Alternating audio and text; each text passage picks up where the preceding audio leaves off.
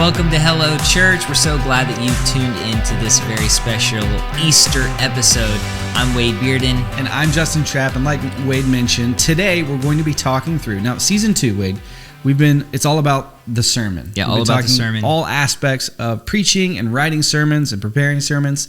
Today is a special Easter presentation, if you will, of season 2 about the sermon. We're going to be talking through how to craft and things to consider when working through your Easter message. And I'm excited about today. I think it's going to be a fun conversation. Yeah, and we want to ask you a question. We want you to comment on YouTube or maybe hit us up on Instagram at Hello Church Pod. Here's the question. How long do you think the Easter sermon should be? Leave your answer in the comments. I'd love to get your thoughts. 20 minutes, 30, 40, 50, whatever it is. We'd love to get your thoughts on that. And we do have something free for you. And we think this is going to add a lot of value to this conversation today. And we produced a series of videos, trainings with Pastor Luke from Redemption Gateway in Mesa, Arizona. And it's a series on your best Easter ever. And it's completely free. And we are just incredibly proud to partner with Pastor Luke on this series. And so you can go to hellochurchpodcast.com/Easter. And that'll take you to the landing page there. And you submit your email and we'll shoot you over those download links. Make sure you take advantage of this. This is a great Easter training. I believe it's 3 videos. And you're going to really find a lot of value in it. Yeah. So let's go ahead and jump on in. Easter Sunday is such an important service. It's probably the most important service on a Sunday for a church. We're celebrating the resurrection of Jesus. It's just incredibly special. As a pastor, too, you probably feel this burden or this need to write a great message because you know there are going to be a lot of people there. There are going to be new people who've never visited your church before. There's going to be unchurched people who come with relatives who attend your church. And then also there are going to be a lot of people who have visited your church over the last year or 2 years but haven't been there in a while. So it's going to be a full service, a lot of new faces, and you want to make sure that you present the gospel, you tell the Easter story in a compelling way, because the story is compelling. I mean, it's life-changing. It's world-shattering. And you want an opportunity to share that story and then also invite people to be a part of your community, to come back next week, to join a small group, to give their hearts to Christ. So there's a lot happening on Easter Sunday. Yeah, and Easter is really unique in the sense that Easter is one of the biggest services of the year. And then you have Christmas, which is a very well-attended time of year as well for churches. I think the difference with Easter, though, is a good Christmas series is 4 to 6 weeks long. With Easter, it's usually Easter Sunday. Right, unless you're more liturgical, then you can kind of continue the series. But even then, people show up for Easter Sunday, right? Majority of people are going to be there on Easter Sunday versus the rest of your Easter series if you choose to do that. Here's a few things to consider for Easter Sunday, Wade. The spike in attendance. Every church is going to see a spike, right? The spike in attendance isn't just all new people. I would say, there will be new people for sure. But a lot of the people coming are just, they've been coming throughout the year.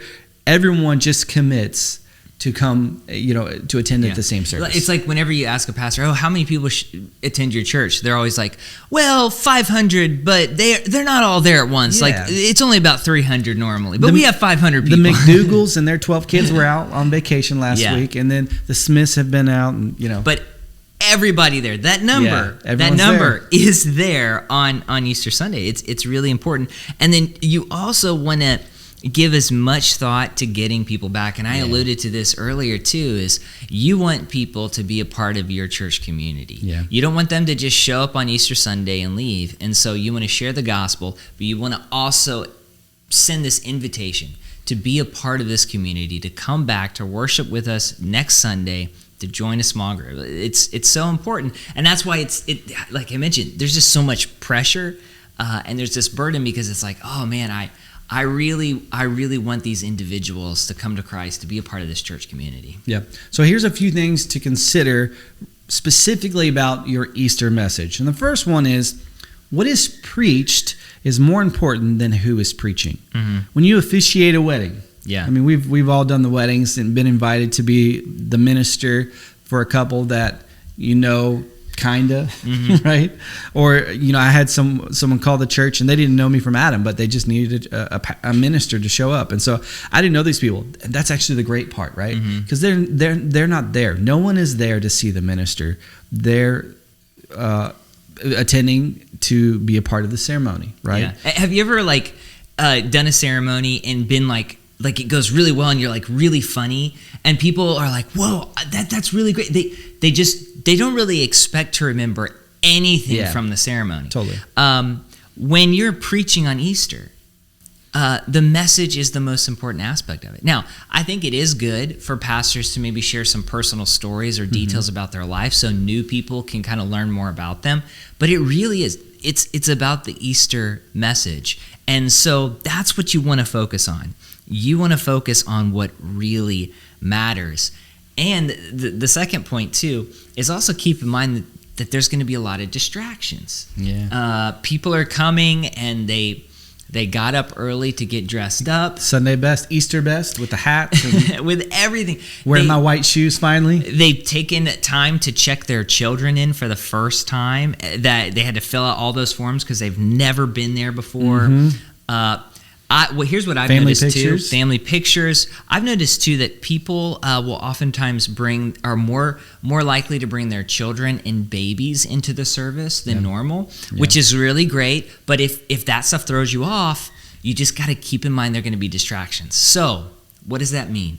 That means you got to put a lot of work into your message before that weekend. You need to make sure you've internalized the message. You need to make sure that you've worked hard to think through what you're going to say, to preach to the Bible, so that when those distractions come, which they do, it's life, it's cool, it also reveals the vibrancy of your church, you'll be ready, you'll be prepared. Yeah, another thing is to keep your message simple and short. And we did ask earlier, how long do you think this Did we just ask them and then now we're telling them the answer? Well, here's why. So if you search Google Easter sermon tips, that's the search term, you'll get just a buffet, right, of articles written from very smart people from all over, and we see a lot of great input. But two of the common themes we see, of the common tips throughout the majority of these articles, are keep your message simple, keep it short, keep it sweet, right? Because like you mentioned earlier, there's just lots of distractions, a lot happening. Be precise. You'd rather have a really solid 20-minute message than a mediocre 35-minute message. Yeah, it's so important, and to be clear on what you want to say, to talk about the resurrection. And then here's what a lot of people forget is the application of that. Okay, what does that mean for us today? If you can be really clear, and I think that's what makes Easter, it's hard sometimes, but it actually makes it easier sometimes because we all know what we're talking about. Like, we're not talking about family or finances or this, that. Like, we're talking about the resurrection of Jesus. If you can just focus in on that, it's really gonna reap dividends. I would also encourage you, this is our next point, is to use stories of life transformation. So I mentioned the application of Easter. So what does Easter mean for us today? Walk through how the story of Jesus' death, burial, and resurrection has transformed the lives of the people around you, or has transformed your life. Say, hey, this is what it's all about. This is why we celebrate Easter, because of God's work in the world. Yeah. And I know that having baptisms as a part of your Easter service isn't directly related to preaching your sermon, but it actually goes well with the sermon from death to life. It's a real life in the flesh illustration of what you're about to speak or what you just preached about. So that's something to consider. Another thing to consider is really about the following week, right? The follow-up to Easter. Everyone is going to have a natural bump for Easter. You're just naturally going to see that bump in attendance, naturally going to see that bump in energy, and the lobby level will be a little louder Easter Sunday. Just all the talking, all the new families, or families that hadn't been in a month. And so you want to really work really hard to think through, how can we get everyone to come back next week?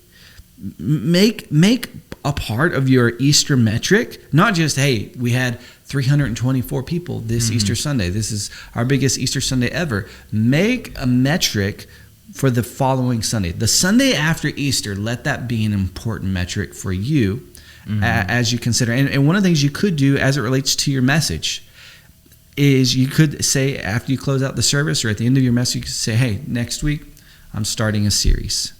And it could be a series really on anything, but I think I would encourage you to do a series that you feel like is going to take those people that are new in Christ, next steps. Like, let's say they chose to accept Christ. What do we do now? Or you could say, hey, we had the most people ever this Easter Sunday. Let's invite those people back and let's do a more topical series, because we know we're going to have a lot of people in the building. Maybe it's on relationships. Maybe it's on marriage. Maybe it's on grief, whatever the case may be. Do something that you feel like is going to resonate with everybody. And at the end of your Easter message, sort of give a promo, cut a promo, right, for that series or that message. And don't give away all of the points. Just try to build tension, try to build curiosity, try to ask questions. Hey, let's say you're going to do a series on forgiveness, for example. I'm not saying you should after Easter, but you could say at the end of your message, hey, have you ever had somebody hurt you? Have you ever had somebody turn on you? They stabbed you in the back unexpectedly. Maybe they wronged you. They spread gossip that was so hurtful and lied about you. Have you ever had that, experienced that? Next week, I'm going to be talking to anyone that has experienced those things. I've experienced some of those things in my life. I'm going to be sharing how we can work through forgiving those people, even when that's the last thing that we would ever want to do. And we're starting a new series next week, and so I'd encourage you to be there. So you don't want to say, hey, we're starting this new series called Karate Chop. Karate Chop next week. Cut the video, boys. Cue the video. You know, and it's just like Karate Chop graphics. Like, that doesn't build curiosity or attention for anyone. It makes us feel good, like, oh, that's fancy. We create some fancy artwork, but that doesn't really connect. So try to, again, and I'm belaboring the point here, try to make part of your Easter metrics, one of the metric needs to be how many people come the next week. Yeah, and a good rule of thumb is to spend about 50% of your time on Easter Sunday, 50% of your time in the whole planning process for what happens next. And one of those points you need to put in there is a follow-up system. How are you going to follow up? There are a lot of different ideas, whether it's mail out or phone call or text message or email. Whatever it is, just have a system in place to where when you get all that contact information, people aren't like, oh, what do we do and who's going to do that? You say, okay, we already have the individuals in place. We already know what we're going to do. We're going to give them a gift, or we're going to give them a call, or whatever. We're going to make it happen, and here are the people that are going to do it. So spend 50% on Easter Sunday, 50% on what comes afterwards. And if you focus on that, I think it's really going to pay huge dividends and help people to be included and help people to come back to your community, your church community. And I'll say this, and this is our final point here, but the week after Easter should be clean and organized, right? Just like Easter Sunday was. And that's really a challenge to us as communicators, right? We say, hey, how long should the Easter sermon be? But what we're really saying is, how long should the sermon be, right? Because you don't want to preach a 20-minute sermon on Easter and they come back the next week and you're 45 minutes. That they're just like, whoa, like what happened? Yeah. So you try to be consistent with your sermons, with the worship set, with the service overall, with the whole experience for new people especially, because that's going to make a big difference in whether they come back the following months or weeks. So we hope that these tips have been helpful. Make sure to subscribe on Apple Podcasts, Spotify, or YouTube if you haven't done so already. And comment on YouTube, or maybe send us a message through Instagram, Hello Church Pod, or on Twitter, #HelloChurchPod, and let us know what you do to prepare for Easter or the weeks coming after Easter. And we do have that free Easter series. Yes. It's your best Easter ever with Pastor Luke. It's going to be at hellochurchpodcast.com/Easter, or if you're lazy like me, you can just click it in the show notes. Yeah. And it'll take you straight to it. There it is. We appreciate everybody joining us for Hello Church. We'll see you next time. See you.